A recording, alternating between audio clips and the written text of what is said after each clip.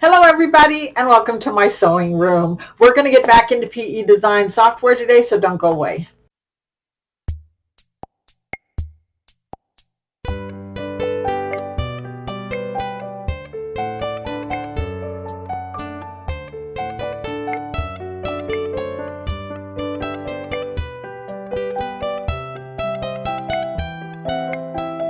So as I said a minute ago, we are going to do PE design software again. The reason why I wanted to get back into it a little bit was, number one, I did get a question from one of my viewers about removing the overlap stitches. So I wanted to address that, but I wanted to talk a little bit more about shapes. And I probably have talked about this in some of my other videos before about PE design, but it never hurts to reinforce some of those tools that you have in your software. So let's go to the computer. Okay, so the first thing I wanted to address was I had a customer that asked me a question about the ice cream cone. And let me see if I can bring this up. I can't remember whether I saved it in here or not. Okay, so here's my ice cream cone that I created. And if I select it and move this part here, I literally took the top off of this right here. Um, and the way that I did that was to overlap them a little bit like this. I'm going to overlap them even more so you can see that this is coming quite a ways down from this. And if I go into view and instead of say realistic, say stitch, you can see, I'm going to go home and hit plus and zoom in really close. You can see where they overlap each other here. See the way they do that? So if I wanted to take out the overlap so that they were on top of each other the way they are now without the pink behind it, what I do is I select the chocolate and then I hold down the control button, select the strawberry, and then come up here to the home button. And there's a part right here that says modify overlap, remove overlap. And when I hit that, did you notice the way that just completely disappeared there? So it wasn't a lot of part that it cut away, but it cut away the part I didn't want to overlap each other. And I think I maybe have done that too fast in the last video. So I am going to hit zoom all and go ahead and drag around this and hit delete on my keyboard so it's gone. So I wanted to show you, first thing I'm going to do is I'm going to come up here and I'm going to do design settings and rotate this. And let's do something bigger. Let's do 9.5 by 14, which is as big as my sewing machine will do. Say okay. So now I have a bigger workspace. Okay, so I want to show you how you can remove overlap behind something that's you don't want in there. Like for instance, if I hit shapes and I choose the oval, and remember if you hold down the shift key when as you're clicking and dragging across to make a circle, it won't make an oval, it'll make a circle only. So I'm going to let go of this. I don't know what that is. So now I've created a circle and it's white. So while it's still selected, up here you can see I have an outline. I have an outline and I have a fill. And up here it automatically took me to the shapes menu. I'm going to tell this to not do an outline, not sewn. And then I'm going to turn the fill stitch yellow. So I have a circle there. So now I want to draw a sun around my circle. So I'm going to come up here to my shapes menu, and there's a couple of different tools that I can use to draw with. And this one right here will make a line. So I could just choose this and draw a line like this.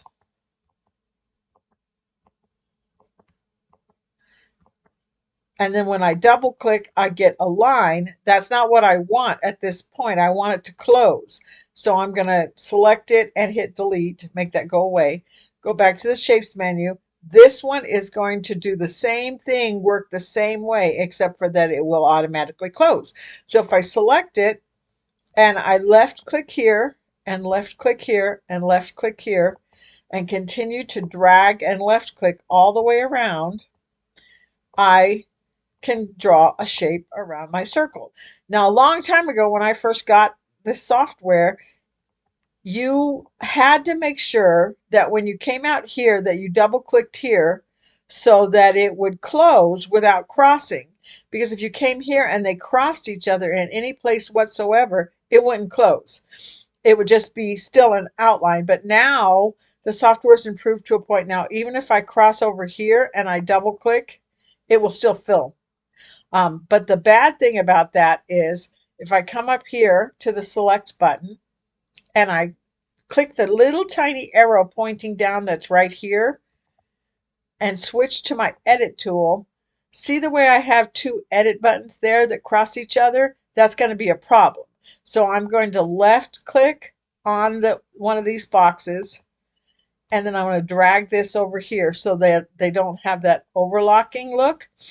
Now I have an extra point here that I don't need it because I want these all to be straight lines. So I'm just going to make sure that it's turned black. And then on my keyboard, I'm going to hit the word delete. Or I can right click and say delete that way. And it'll take that away. And then I have a straight line. Any one of these, if I just click on them and drag them, and that is literally, first I left click on it so that turns black. Then I let my mouse rest on it and left click and drag with my other hand so that I can put it where I want it to go. Like that. So I can reshape this until it's really more the sun that I want it to be. Now you'll see that I can't see my circle anymore. And if I hit the plus sign, here's the circle and here's the rays. They're the same color. So I'm going to just click anywhere on the screen so that nothing is selected. And then I'm going to select the rays and I'm going to change them. My shapes menu comes up and I'm going to change this to a darker yellow. I still can't see that because the dark yellow is on top of the light yellow. So I'm going to click the light yellow and just drag it down and drop it underneath. And so now I can see it. Since I still have under view, I still have the stitch part showing, you can see that if I zoom up on this, the dark yellow is showing through. And that is not something that I would probably want to do if I was making an embroidery out of this. So what I want to do is I want to get rid of the part that's underneath. I want to just cut that away. And there's a couple different ways you can do it. I'm going to get back over here and get this back a selector key again. So again, back when I had version 5 software, there was really no other way to do this except for to select the center one, hold down your control button and select the outside one so they're both selected, and then go up here to the modify overlap tab and say set hole sewing. And then it would cut the background away from it. But it absolutely had to be completely surrounded by the color in order to do that. I'm going to hit undo.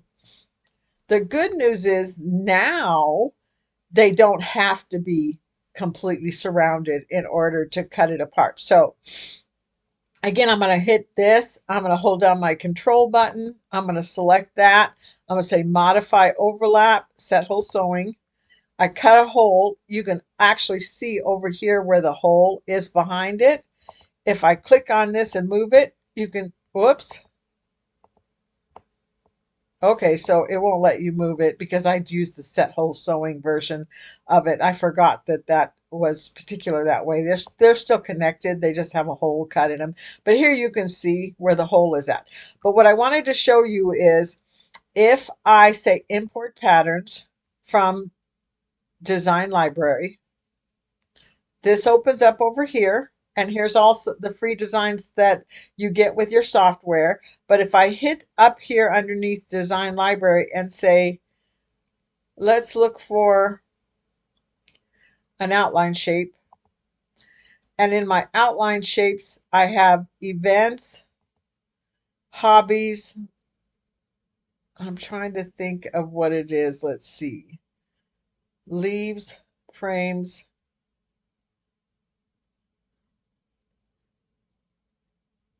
miscellaneous, maybe, is what I'm looking for. Oh, look at that. There was a sun already made there. That's pretty cool. Um, let's do a cloud. So I'm going to choose the cloud and I'm going to import it. It's very, very tiny, but since this is created in the software, I can drag it as big as I want it to be.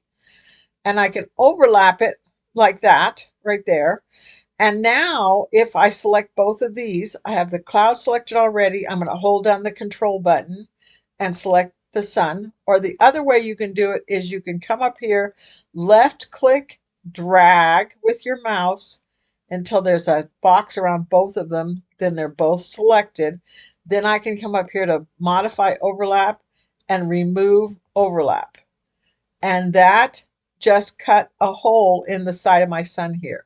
And when you do it that way, you can literally pick up the cloud and move it and see where they've cut that apart. So I'm going to undo. So those are two different ways that you can cut parts that are overlapping each other. And it makes it really easy to kind of take a shape and change it into something else really easily. Let's see. So what I was looking for when I found the cloud is, let me see if it's under, yeah, it was under events where I was before. So here's some stars. So I'm going to choose a star and say import. Again, grab the corner, left click, drag until it's the size you want it to be. Put it right there like that. Now I can do right click, duplicate right here like that. And I'm going to move it over till it comes over here like this. Also remember, I've said this before, but Control D on your keyboard will also duplicate. That's the way I usually duplicate. Now I'm putting these so they are just barely overlapping each other. And if I do that and then I left click and drag, whoops, I don't want the sun. Let's see. Left click, drag. I'm only selecting these three stars. I'm going to come up here. I'm going to say modify overlap. This time I'm going to say merge. And what merge does is it takes these shapes and he merges them together. Now they all have to be the same color. So if I hit undo, they're not merged anymore. See that? And let's make the center one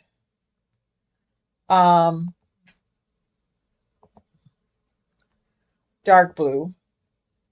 I didn't realize that this, I want that to not be sewn. Not sewn. I just want them to be a shape. I don't want them to have it outlined. Okay, so now there are three different colors. If I select them together and I say modify overlap merge, it's going to change them all to the same color because now it's the same shape. So it's no longer three shapes, it's one shape. I can move it around. And if you click on it like this and drag, see the outline? See the way that you can see that that's outlined? So basically, it's one shape.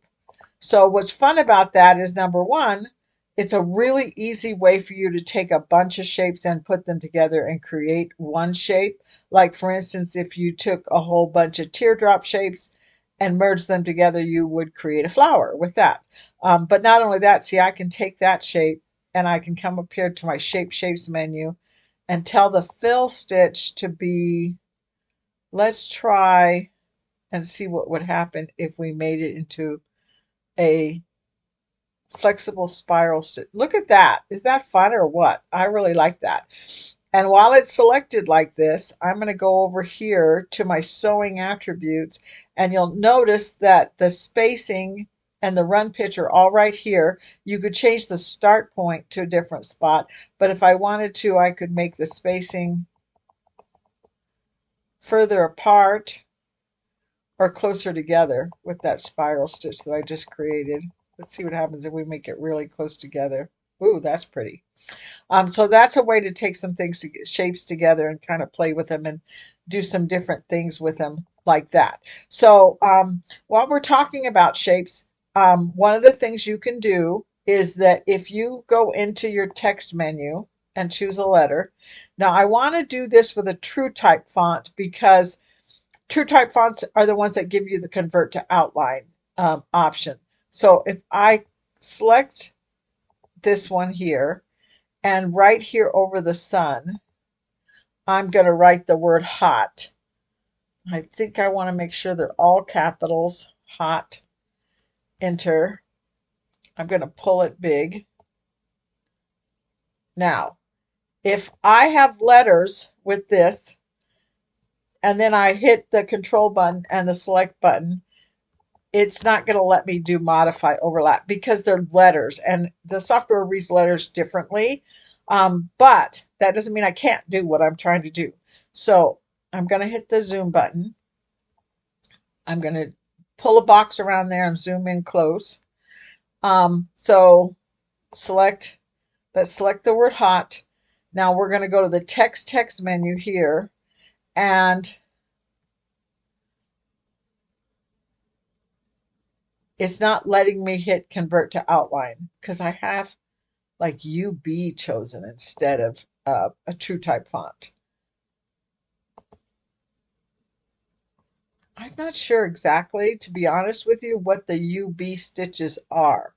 They're samples, and obviously it won't let me do convert to outline. And there was a time when you absolutely had to use a TrueType font to convert to outline, but I don't think that's true anymore. So if I choose this one, and it'll let me do it there. So I'm going to, but I want something that's a little fatter and bolder. So let's go down here.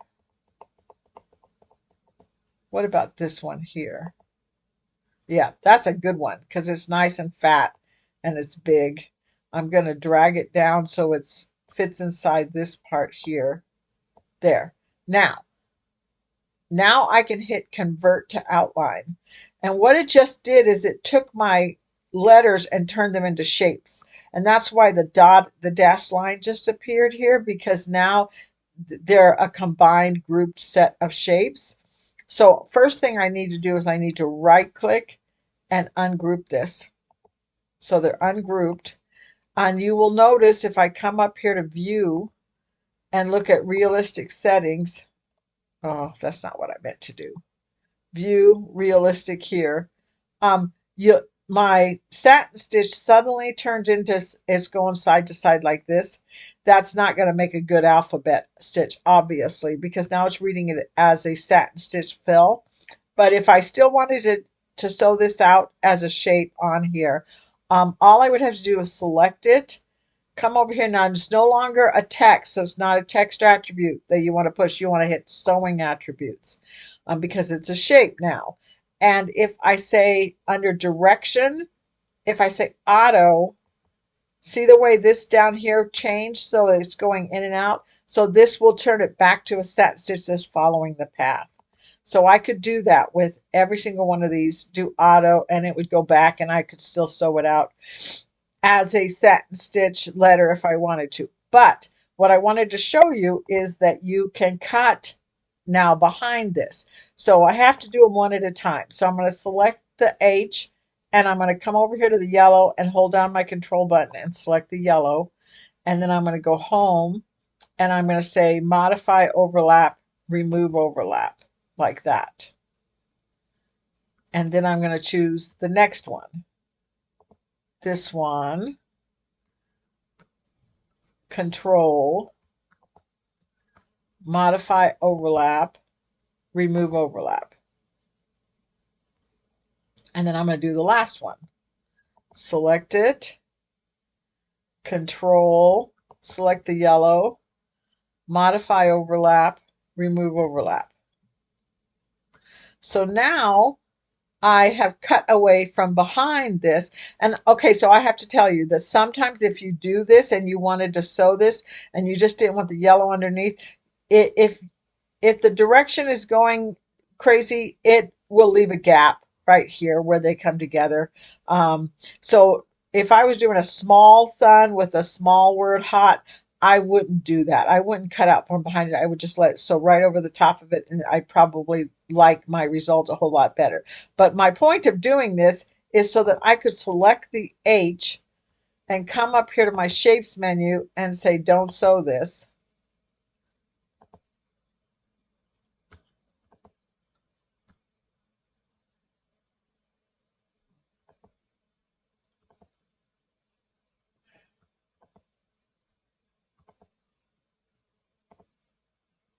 And voila, I just kind of cut a little hole that leaves the word hot without it actually sewing it out. So that's just another way that you can dig a hole if you wanted to. I could have dug a hole across the clouds as well and written something in there if I wanted to. So that's just another thing that you can do. Um, Also, when you select something, let's go back out here. When you select a shape, and come up here and change it to your edit mode, one of the things I forgot to point out to you is that you have this arrow here. The arrow will allow you to move it and change the direction of your stitch like that. So it will, if you decide that you want your stitches to go left to right or 45-degree, you can do that. You can change the direction. You can also go over here to the manual, to your sewing attributes, and you can change the direction that way by just moving it this way. And I wonder if I did auto, what it would do. Let's just zoom in because I haven't done anything like that. Yeah, see the way the stitches all work their way out like that? So that's kind of cool that you could do something like that. You can also, I'm going to get my selector button back again. While I have the ray selected, I can go up here to my shapes menu and say I want you to put a zigzag stitch around the outside. A zigzag stitch will appear, and let's make it uh, even another color of yellow. Well, that's more brown, but let's see.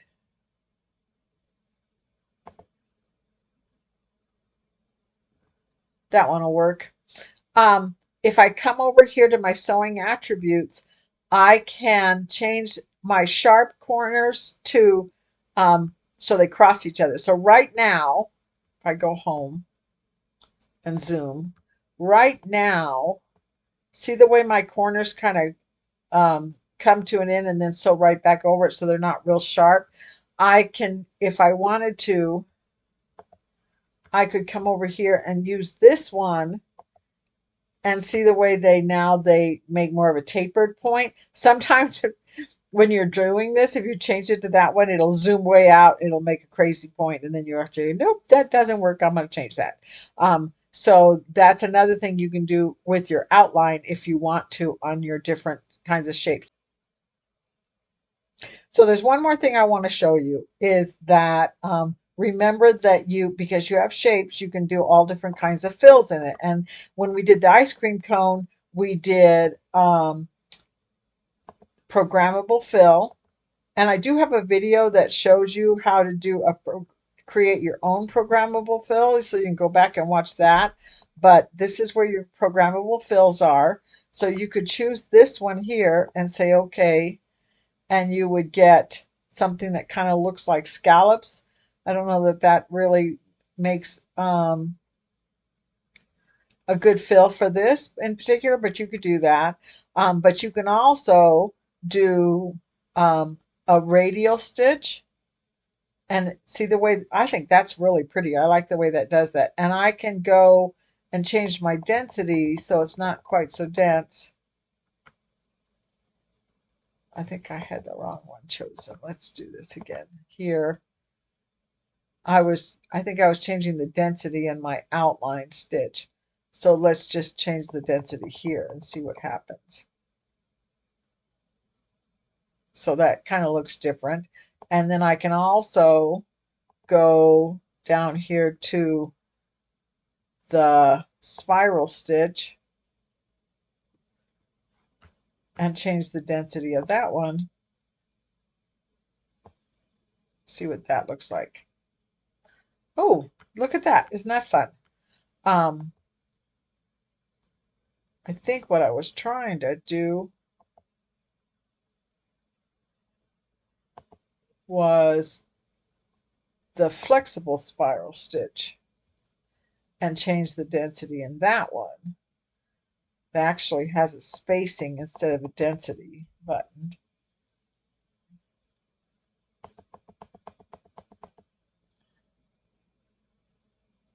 Yeah, that's kind of fun. Right there where the cloud overlaps, it kind of messes with that a little bit, but you can see how that does it. So anyway, so I think maybe I kind of covered a little bit more about shapes that I might not have done before. So you can see some of the fun things that you can do with shapes, change them up, do a few different things with them, and overlap, cut things apart, and put them back together again, and create your own embroidery designs right here in the software. So I hope that was helpful to you. Okay, so I hope you learned a little bit more, maybe picked up a few things you might have not have picked up in one of my previous videos. I wanted to show you this, and if you watch my channel and you've seen a lot of my videos, you've seen me working on this little table runner in the past. I actually showed you how to go into your design center on your Stellaire and create your own applique letters. You can do applique letters with your software as well. If you don't have a Stellaire or a Luminaire or an Altair or a Meridian or a Solaris or any of those top of the line Brother Baby Lock machines, you can do that kind of the same way that we did today, where if you take a letter and you convert to outline, you can use the applique wizard and you can create an applique with it. But I just thought, since I was drawing suns and clouds and everything, you might like to just see it again, see how fun that little table runner is with the sun and the sunglasses on it. You can do so many things with your software, and I think the more you play with it, the better you'll get with it, and the more you'll absolutely love your software. So I hope that was informative for you today, and I think we're going to try and stick with the PE Design software for a couple of weeks. I have a drawing that I did last week with some of my friends, and I think I'd like to turn it into an embroidery. So I think that's what we're going to do next time. So if you're watching this to learn about PE Design, stick with me, come back next time, and I'll see you later. Bye-bye.